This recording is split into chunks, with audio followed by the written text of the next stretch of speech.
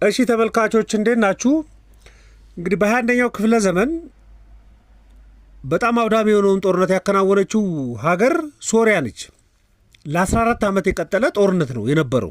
እንዲህ በቀላሉ የቆመ አልነበረም 14 ዓመት እና ከ14 ዓመት በኋላ 2011 ነበር የጀመረው። ከ14 ዓመት በኋላ ዲሴምበር 8 2024 ልክ አመቱ ነው አሁን አልአሳድ ከለቀቀ በኋላ አዲሱ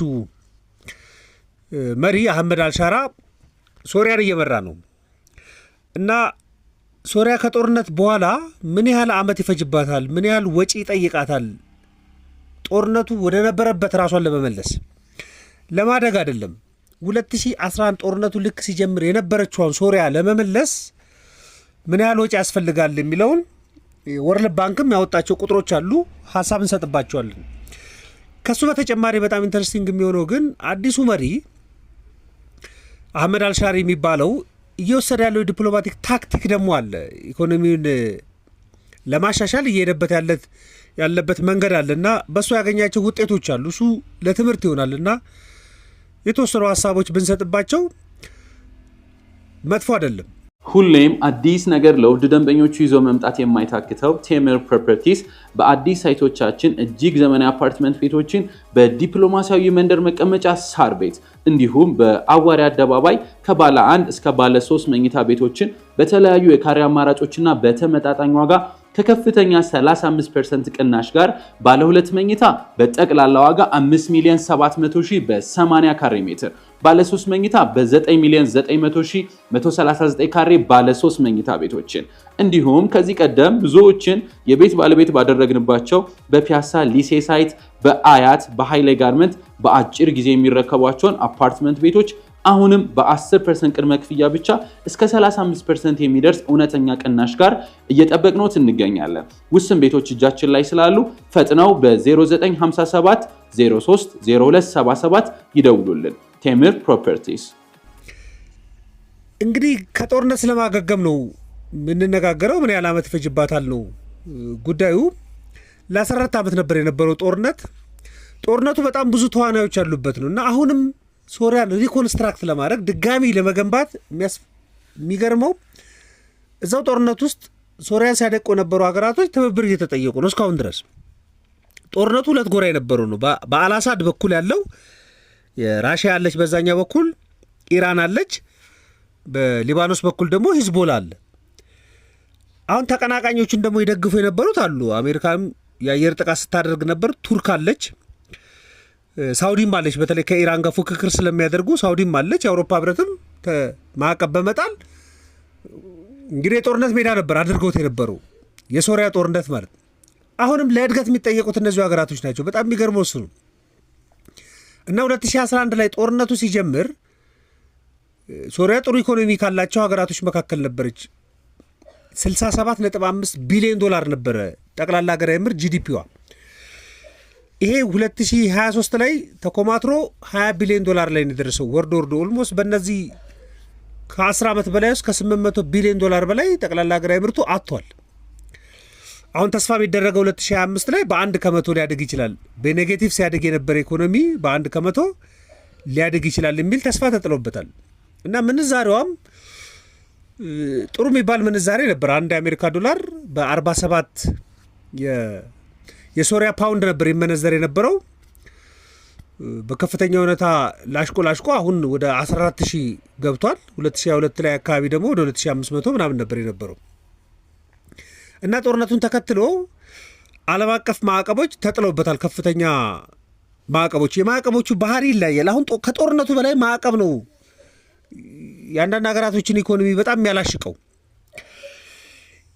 እና ሶሪያ ላይ ማዕቀብ የጣሉት የአውሮፓ ህብረት፣ አሜሪካ፣ እንግሊዝ፣ ካናዳ እና ሌሎች ሀገራቶች እና ማዕቀቡ አንደኛው የንግድ ማዕቀብ ነው። ኢምፖርትና ኤክስፖርት እንዳታደርግ ነው አንደኛው ማዕቀብ የነበረባት። በተለይ ደግሞ ነዳጅ ኤክስፖርት እንዳታደርግ እና ሌሎች የቴክኖሎጂ ደግሞ ውጤቶችን እንዳታመጣ ማዕቀብ ተጥሎ ነበር። ደግሞ የፋይናንስም ደግሞ ማዕቀብ ተጥሎባት ነበር። የባንክ ሴክተሩ ትራንስፈር ላለማድረግ፣ ትራንዛክሽን ላለማከናወን ማዕቀብ ተጥሎ ነበር። ምክንያቱም በቃ በዚህ ማዕቀብ የሶሪያ ማዕከላዊ ባንክ በቃ ዓለም አቀፍ ኢኮኖሚ ላይ ዶላርን ዩሮም የሚያገኝበት ሲስተም የለውም ነበር። ሶስተኛ የነበረው የማዕቀብ አይነት ምንድነው? ይሄ አሴት ያላትን ንብረት የማገድ አሁን በቃ ራሽያ የምትፈተንበት አይነት ማለት በተለይ በውጭ የነበሩትን ሀብቶች፣ የመንግስት ሀብቶች፣ የመንግስት ተቋማቶችን፣ የግለሰብ ሀብቶችን በከፍተኛ ሁኔታ ማዕቀብ ተጥሎባቸው ነበር። ሌሎች ማዕቀቦችም አሉ። የትራንስፖርት ሴክተሩ ላይ፣ የቴሌኮም ሴክተሩ ላይ፣ ሚሊተሪ ላይ ደግሞ ኢንቨስትመንትም የውጭ ባለሀብቶች እዛ ሄደው ኢንቨስት እንዳያደርጉ ጫናዎች፣ ማዕቀቦች ነበሩ። በጣም ብዙ ሴክተሮች ላይ የጉዞ ማዕቀብም ነበረ። ፖለቲከኞች፣ የሚሊቴሪ ሰዎች፣ የቢዝነስ ሰዎች ሶሪያኖች እንዳይንቀሳቀሱ ማዕቀብ ተጥሎባቸው እሱ በሙሉ ተደራርቦ ጠቅላላ ኢኮኖሚውን ከጦርነቱ ጋር ተደምሮ አውርዶታል።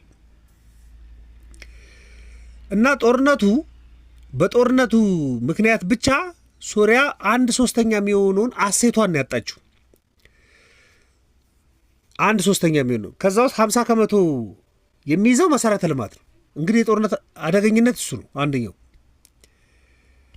መሰረተ ልማቶቿን የወደሙት። አሁን ለመገንባት ከተነሳች መገንባት የሚኖርባት መሰረተ ልማት ነው። ለመሰረተ ልማት ለመገንባት አሁን በወጣው እንኳን ወርልድ ባንክ ሌተስት ሆኖ ባወጣው $345 ቢሊዮን ያስፈልጋታል። 345 ቢሊዮን። ዋና የሚባሉ ትልልቅ ከተሞች አሌፖ እና ደማስቆን እንኳን ለመገንባት ነው በዋናነት ከፍተኛ ድርሻ የሚይዙት። በከፍተኛ ሁኔታ የወደሙት እነሱ ስለሆኑ፣ ስለዚህ አዲሱ መሪ አህመድ አልሻራ እንግዲህ ለማድረግ እየሞከሩ ያሉት ምንድን ነው? ልዩነቶችን አጥበው ዲፕሎማሲያዊ በሆነ ግንኙነት የሶሪያን ኢኮኖሚ ለማሻሻል ስትራቴጂዎችን እየሞከሩ ነው። ማዕቀቦችን ለማስነሳት፣ እርዳታ ለማግኘት፣ ብድሮችን ለማሰረዝ፣ ድጋፎችን ለማግኘት ታክቲካል በሆነ መልኩ ማለት ነው። ምክንያቱም 2011 ላይ በየቀኑ ከ383,000 በርሜል በላይ ነዳጅ ታምርት ነበር በየቀኑ ማለት ሶሪያ ኦልሞስት ተዳክሟል። 2023 ላይ ተዳክሞ ወደ 40,000 ነው። በጣም ይሄ ዘመናዊ በሆነ መልኩ አይደለም በጦርነት መካከል ስታመርት የነበረው። በጣም ብዙ አንጃዎች ስላሉበት በቃ ወደ ኢራቅ ወደ ኢራን በተወሰነ መልኩ ትልክ እንደነበረ ነው በጦርነት መካከል። አሁን ደግሞ 2025 ላይ በ3 ወር ውስጥ እንኳን 600,000 በርሜል ለማምረት ሙከራ እያደረገች ነው ገና። በመሀል ላይ በጦርነቱ መካከል የነዳጁንም አታለ የቱሪዝሙን አታ ስለነበረ እንዳውም በሚገርመው በመንግስት ፈንድ እየተደረገ አሽሽ ኤክስፖርት እያደረገ የውጭ ምንዛሬን ለማግኘት ይሞክር ነበር። ኢኮኖሚ ከሊባኖስ ጋር በጋራ ሂዝቦላ አለ ሊባኖስ ጋር፣ ሊባኖስና ሶሪያ አንድ ላይ በሆን አንፌ ቴሚን የተባለ ሴንቴቲክ ድረግ አለ። እሱም ማምረት ውስጥ ገብተው ነበር። እንግዲህ በ3 ዓመት ውስጥ ከ2019 እስከ 2022 እንኳን ወደ $7.3 ቢሊዮን ነው ትርፍ ያገኙት። ኦልሞስት ኢኮኖሚ ወደዚህ ዞሮ ነበር አሁን ላይ እና ዜጎቻቸው በጣም በከፍተኛ ሁኔታ ደግሞ ወደ ስደት ገብተው ነበር። አሁን የሶሪያ ህዝብ 2011 ላይ በጣም የሚገርመው ወደ 22 ሚሊዮን ነበር የሶሪያ ህዝብ። አሁን ላይ 25 ሚሊዮን ነው። በእነዚህ 14 እና 15 ዓመታቶች 3 ሚሊዮን ብቻ ህዝብ ነው የጨመረው የሶሪያ ህዝብ የጨመረው። ወደ 2016 ላይ ወደ 19 ሚሊዮንም ቀንሷል ህዝቡ። በከፍተኛ ሁኔታ ከፍተኛ ስደት ነበር ወደ ጎረቤት ሀገራቶች። ለምሳሌ ወደ ቱርክ 3.7 ሚሊዮን ሶሪያዊ ተሰዷል። ወደ ሊባኖስ ወደ 1.5 ሚሊዮን፣ ወደ አውሮፓ ወደ 1 ሚሊዮን፣ ወደ ጆርዳን ወደ ግማሽ ሚሊዮን የሚሆኑ፣ ኢራቅም ወደ ግብፅም በመቶ ሺዎች ተሰደዋል በከፍተኛ ሁኔታ። አሁን አዲሱ መሪ ከመጣ በኋላ የወሰዳቸው እርምጃዎች አሉ። አንደኛው ምንድን ነው? ብዙ ሀገራቶችን ለድጋፍ መጠየቅ። እንግዲህ በተቃራኒ ነው አሜሪካና ራሽያ በሶሪያ መሬት ላይ ሲዋጉ የነበረው። ነገር ግን አዲሱ መሪ አህመድ አልሻራ ግን አሜሪካም ሄደው ድጋፍ ጠይቋል፣ ራሽያም ሄደው ድጋፍ ጠይቋል። ወደ አሜሪካ ሄደው ትራምፕ ለመደገፍ ቃል ገብቷል። በተወሰነ መልኩ ደግሞ ማዕቀቦችን የማላላት እርምጃ እንደሚወስድ አሳውቋል። ደግሞ እንቅስቃሴም እያደረጉ ነው። ወደ ሳውዲም ሄዷል። ሳውዲም ከበሽር ሳይድ ሆና ስትወጋ የነበረች ነች። አሁንም ሳውዲ ወደ 6.4 ቢሊዮን ዶላር አቻ በእርዳታ መልክ እንግዲህ የሸሸ ነው ከሶሪያ ወደ ጎረቤት ሀገራቶች ወደ ሳውዲ የሸሹ ሀብቶችን ነው ለመመለስ እየሞከሩ ያሉ። ኳታርም በተመሳሳይ እንግዲህ ወርልድ ባንክ ላይ ያለባትን ዕዳ ወደ 15 ሚሊዮን ዶላር ዕዳ የሶሪያን ዕዳ ለመክፈል ድርድር እያደረገ ነው። እሱም ተሳክቷል። ደግሞ ወደ 4 ቢሊዮን ዶላር የግንባታ ስምምነት አየር መንገዶች ለመገንባት ስምምነት እያደረጉ ነው።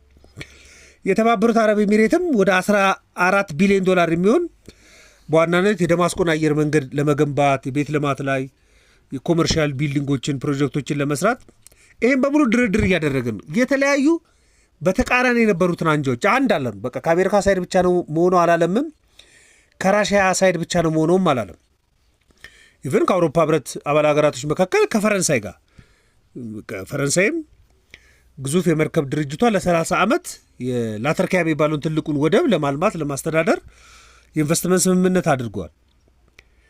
በጣም በርካታ ህዝቡም ተሰዶ ነበር። ሞስት ወደ 6 ሚሊዮን ህዝብ ነው የተሰደደው።